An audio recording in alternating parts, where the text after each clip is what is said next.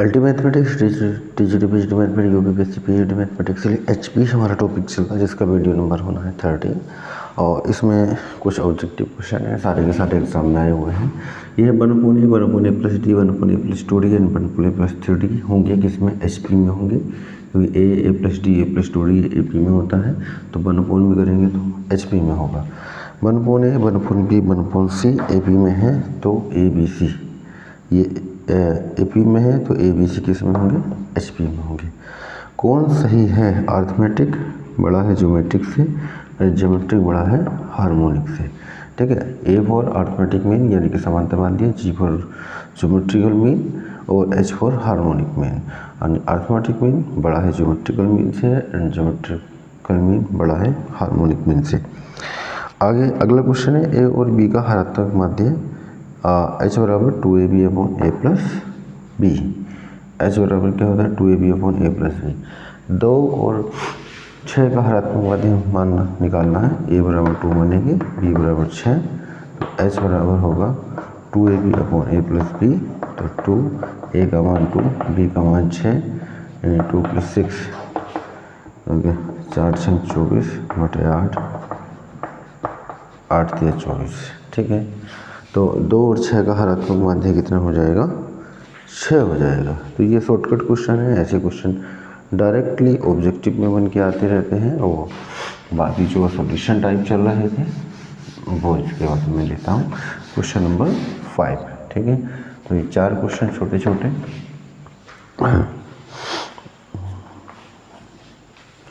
आगे क्वेश्चन है हमारा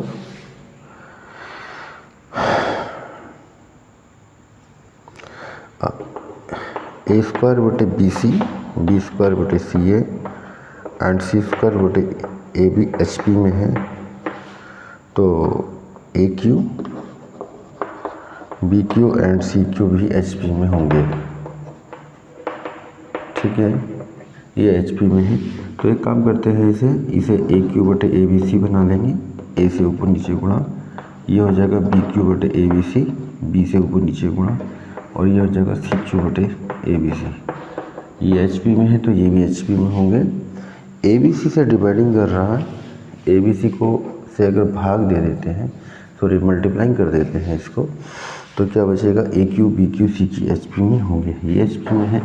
अगर इस पूरी को ABC से प्रत्येक पद को मल्टीप्लाइंग कर दें तो AQ BQ CQ क्या होंगे, एचपी में होंगे।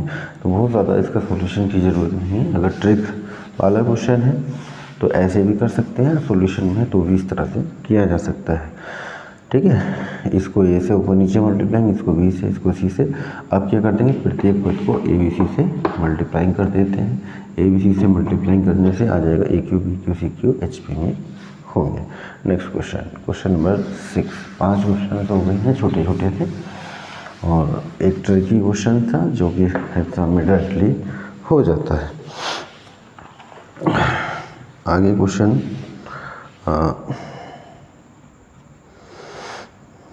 ये बहुत बार आ चुका है, ABC AP में है और A MB and C GP में है, तो सिद्ध कर रहा हूँ A M² and C HP में होंगे, ये HP में होंगे, ये हमें प्रूव करना है। ठीक है ना, AP में है तो B = 2B = A + C, यानी B = A + C/2। ये GP में है M² B², B² बराबर AC होता है, तो बीच वाले का स्क्वायर। ये समीकरण नंबर 1। समीकरण नंबर 2, ये HP में है तो ये होना चाहिए 2AC/A + C। तो कहीं ना कहीं इनकी वैल्यूज रख दी जाएगी, जैसे A + C का मान 2B रख देता हूँ और AC का मान M² B²। तो 2AC का मान मैंने रखा A² B² और A + C का मान 2B, तो 2 से 2 कैंसिल, B से B cancel, M² B = LHS बराबर RHS आ चुका है। इसका मतलब ये जो कंडीशन है, ABC AP में है, AMBC GP में है एंड AM² BC HP में होंगे। ठीक है ना, कंफर्म है ये HP में होंगे ही होंगे। नेक्स्ट क्वेश्चन की ओर मैं बढ़ रहा हूँ। अगला क्वेश्चन,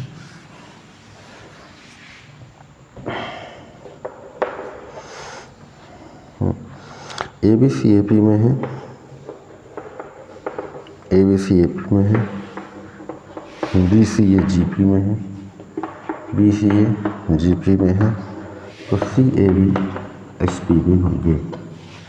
ये डायरेक्टली याद भी किया जा सकता है, A B C A P में है, बी सी ए जी पी में है, सी ए बी एच पी में है।